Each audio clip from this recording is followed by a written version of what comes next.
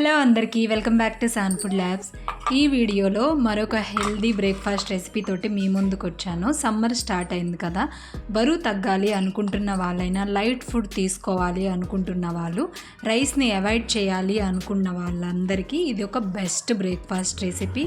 నేను చెప్పిన ఈ కొలతలు ఫాలో అయ్యారంటే చాలా మృదువైన టేస్టీ ఇడ్లీని రైస్ లేకుండా తయారు చేసుకోవచ్చు. లేట్ ఎందుకు మరి, లెట్స్ గెట్ స్టార్టెడ్. ముందుగా ఒక కప్పు పొట్టు మినపప్పు తీసుకుంటున్నాను. మీరు మినపగుళ్ళైనా తీసుకోవచ్చు. డస్ట్ పార్టికల్ ఏమీ లేకుండా 2-3 సార్లు శుభ్రం చేసుకున్న తర్వాత మరొక గిన్నెలో 1 కప్పు సజ్జలు, 1.5 కప్పు వరకు జొన్నలు తీసుకోవాలి. సజ్జల్లో ఫైబర్ ఎక్కువగా ఉంటుంది, అలాగే హీట్ని రెడ్యూస్ చేస్తుంది. దాంతో పాటుగా బరువు తగ్గాలి అనుకున్న వాళ్ళకి చక్కగా ఉపయోగపడుతుంది. మనం మినప్పప్పు కోసం అలాగే మిల్లెట్స్ కోసం వాడిన సేమ్ కప్పుతో 1/2 కప్పు అటుకులు, అలాగే 1 టీ స్పూన్ మెంతులు వేసుకొని వాటిని శుభ్రం చేసుకొని వీటన్నిటిని 5 నుంచి 6 గంటల వరకు నానబెట్టుకోవాలి. అన్నీ చక్కగా నానిపోయినవి. జొన్నల్లో కూడా చాలా హెల్త్ బెనిఫిట్స్ ఉన్నాయి. గట్ హెల్త్ ఇంప్రూవ్ చేసుకోవడానికి చక్కగా ఉపయోగపడుతుంది.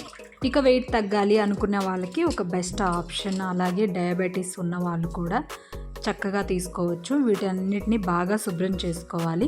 పొట్టు మినపప్పుని ఎలా శుభ్రం చేసుకోవాలో నేను ఆల్రెడీ ఒక వీడియో పోస్ట్ చేయడం జరిగింది. దాన్ని డిస్క్రిప్షన్లో ప్రొవైడ్ చేస్తాను, తప్పకుండా చూడండి.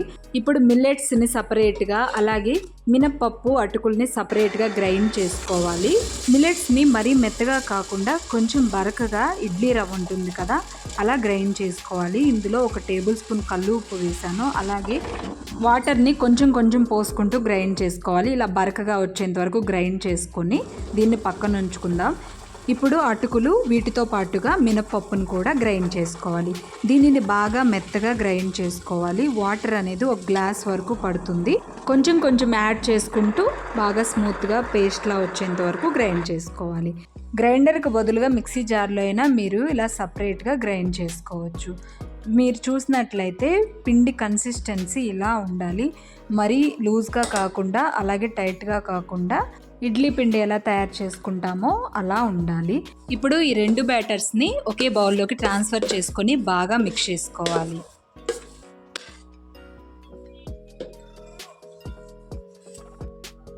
ఇలా చేత్తో మిక్స్ చేయడం వల్ల పేమెంటేషన్ అనేది చక్కగా జరుగుతుంది. పిండి అనేది బాగా పొంగి ఇడ్లీ అనేది బాగా స్మూత్గా వస్తాయన్నమాట. ఇలా బాగా మిక్స్ చేసుకున్న తర్వాత 8 అవర్స్ లేదా ఓవర్ నైట్ పేమెంటేషన్ చేసుకోవాలి. గిన్నెకు 1/2 వరకు ఉండేలా చూసుకోండి. చూసారా, పై వరకు వచ్చింది. అలా చక్కగా పొంగుతుంది. పేమెంటేషన్ చక్కగా జరిగింది. దీన్ని ఎక్కువగా కలపకూడదు. కట్ అండ్ ఫోల్డ్ మెథడ్లో జస్ట్ ఒక్కసారి బ్యాటర్ని గెంటితోటి అలా కలిపేసి ఇడ్లీ మౌల్డ్లోకి ట్రాన్స్ఫర్ చేసుకొని మనం ఇడ్లీని తయారు చేసుకుందాము. ఇప్పుడు ఈ ఇడ్లీ బ్యాటర్ని ఇడ్లీ ప్లేట్స్ లేదా ఇలా కోకోనట్ షెల్లో కూడా చేసుకుంటే చాలా టేస్ట్ బాగుంటుంది. వీటిని ఇలా కొంచెం గ్యాప్ ఉంచి ఫిల్ చేసుకోవాలి. అలాగే ఇడ్లీ మౌల్డ్లో కూడా కొంచెం గ్యాప్ ఉంచి ఫిల్ చేసుకోవాలి.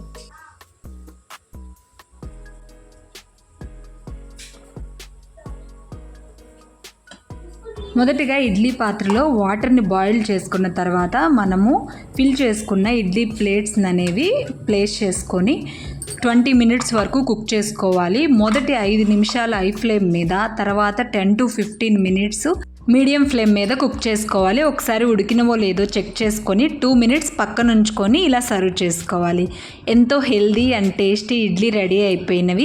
ఈ ఇడ్లీకి బెస్ట్ కాంబినేషన్ అంటే టొమాటో చట్నీ, నార్మల్ పల్లీ చట్నీ, కొబ్బరి చట్నీ, సాంబార్ ఎందులోనైనా చాలా టేస్టీగా ఉంటుంది. నేను చెప్పిన ఈ కొలతలు ఫాలో అయ్యారంటే ఎంతో మృదువైన టేస్టీ ఇడ్లీని తయారు చేసుకోవచ్చు, ఎలాంటి రైస్ వాడకుండా. ఈ వీడియో మీకు నచ్చిందా? నచ్చినట్లయితే మన ఛానల్ని సబ్స్క్రైబ్ చేసుకోండి, లైక్ చేయండి, షేర్ చేయండి. మీరు తప్పకుండా ట్రై చేసి మీకు ఎలా కుదిరిందో కామెంట్ రూపంలో తెలియచేయండి.